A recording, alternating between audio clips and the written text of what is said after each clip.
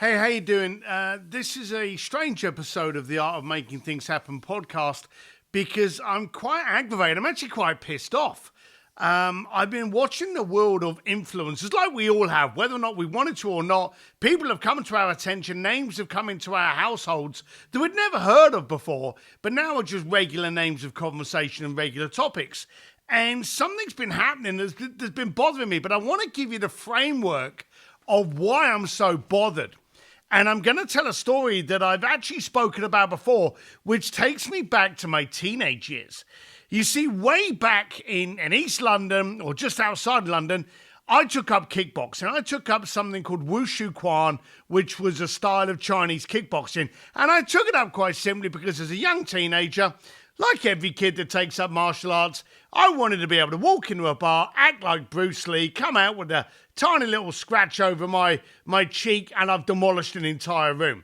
That never happens. Now, I was getting beaten up as a kid. I took up martial arts to become a better fighter, only to realize that the more I learned how to fight, the less I actually fought. Now, I became pretty good. Once every month, couple of months, I would enter into a local or national competition, and I would do the Chinese kickboxing. I never won, got a second place, got a few thirds, so I would say I wasn't too bad. And I remember a friend of mine once said that, hey, we're pretty good in this room.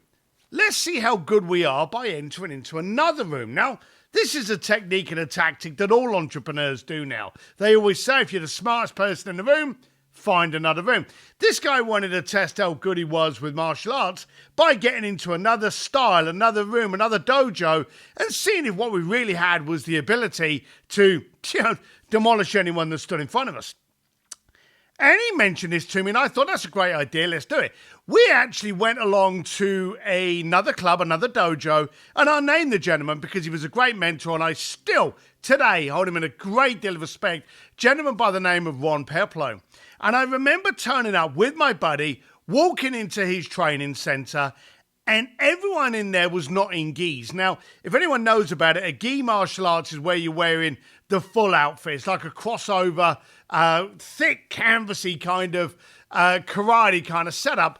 These guys were in shorts, tracksuit bottoms, T-shirts, and they were moving fast and very well, but it was a different style to what I'd been used to. And I remember walking in, and like any playground you walk into, everyone stares at you, who's the new kid? You could be walking into a gymnasium, you could be walking into a boxing club, but it's all the same. There's always the cool kids, the tough kids. Could be walking into your office. Everyone knows what the temperature and the style of walking into a new arena is like, and we were in it. Two guys, we thought that we were tough, had a bit of a name about ourselves, and we now walked into this guy's turf. I remember him coming over to us, and we were very polite, very cordial, but of course, we had the posture, we had the puffy chest. We were like, yeah, this is who we are. We've trained over there. We want to come here. And I remember him looking at me and going, what are you after? What's the point? What's the goal here? And I remember saying to him, yeah, I'm here. I'm already a black belt in Wushu Quan. I want another black belt. And he went, great. Hang on a second. And he walked off. Couple of minutes later, we're stood there thinking, where bloody hell's he gone? And he came back to me a couple of minutes later, and he had this black belt in his hand. He went, there you go. And he gave me his black belt. And he went, now you've got your second black belt. Now you've got it. Would you like to learn how to fight? That hit me. I remember at the time, I was so fixated on getting a black belt that I wasn't as fixated on actually learning the technique. My goal was over here, when really what I should be doing was focusing over here on my ability. I was focused on what you could see. If I had a black belt, you would assume I was tough. Now, that was like 1990 or late 1980s, and today it's pissing me off because recently I've been hearing the names of two influencers. And both of those influencers are being humiliated publicly because of the fake followers they're getting and how they're putting themselves out and they're buying all these likes and they're buying all of this attention. But we're allowing it. While we're humiliating them, we are now focusing on the wrong thing. I don't remember the person. I'm not going to even mention their name. I'm not here to call out anybody. But I remember them turning around and going, in today's economy, you check two things to work out if they're credible. You check out whether they got a blue tick and how many followers they got. Sadly, you don't check out their content. You don't check out their credibility. You don't check out their past. You don't check out their substance. You see, I'm still amazed. You can tell I'm angry about this. I'm still amazed today that an influencer can be an influencer without actually having ever achieved anything. You know, if I'm a doctor, I've got to do this. If I'm a bricklayer, I've got to have finished off my apprenticeship. If I'm a mechanic, I've got to have been able to have gone to school and know how to do it. If I'm an influencer, shit, just put my bikini on, bang, I'm an influencer. In today's world, we're too fixated on what we can see, not we can relate to. We should be asking ourselves, great, okay, you stood there, you're doing this, you're pouting these little terms that you got from a Hallmark card, but how do you know what you know? What do you know that can actually help me? How can what you say, what you know, what you do, make me a better person? Why don't we start getting a little bit more selfish? Why don't we start focusing on, how does this help me? Hey, I woke up this morning, I made the first $1 million before I went to the toilet. Good for you, Sonny. But how does that help me? Do you know, if we started asking that question more, guarantee you most of these influences, in air quotes, would go by the sidelines. They would disappear like they've been born on the house of cards that they've been raised on. We need to start focusing on the substance. We need to start asking those difficult questions.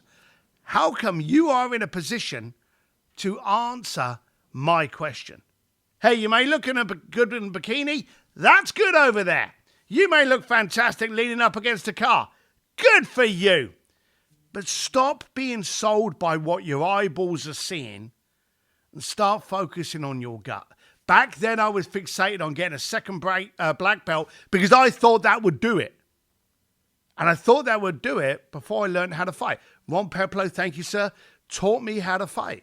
Also taught me how not to fight. And I'll always, at the age of 55, never forget that man for what impact he had on my life. And I will, at the same time, shout out Dave Carver and Chris Bruce for the impact they had in steering me into the man that I am now, and the guy that quietened my quite angry little young years. But if it wasn't for those people teaching me that I needed to learn the ability before I got the visual of the belt, then I'd have a problem. In today's world of influencers, let's be serious, it's so annoying that you ask a kid in the school, what do you want to be when you grow up? And instead of saying an astronaut, a doctor, an attorney, I don't know whoever wants to be an attorney, but instead of saying one of these professions, they say influencers, because that's another word for freeloader. All right? So I'm going to say it loud and clearly. If you got someone to call them out. Do it quietly. Don't be an a-hole and rip someone apart. They're trying to make a buck just like you. But I would like to see the world cleaned up and freed up with some of the bullshit that is rife over all the social platforms that we're seeing it. And the only way we can do it is for you to start asking the uncomfortable questions of what can you do for me rather than what you look like. I said it was a slightly strange one, but I do want people to be better. I do want people to grow.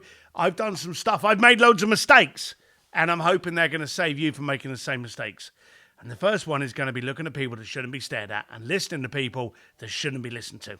All the best. This is Steve Sims. If you like this, share it. If you hate it, send me an email. If you really hate it, turn it off and delete it. Who gives a shit? It's up to you. It's your world. I'm not there to rule it. I'm just hopefully there to help you make a better one. Peace out. Bye.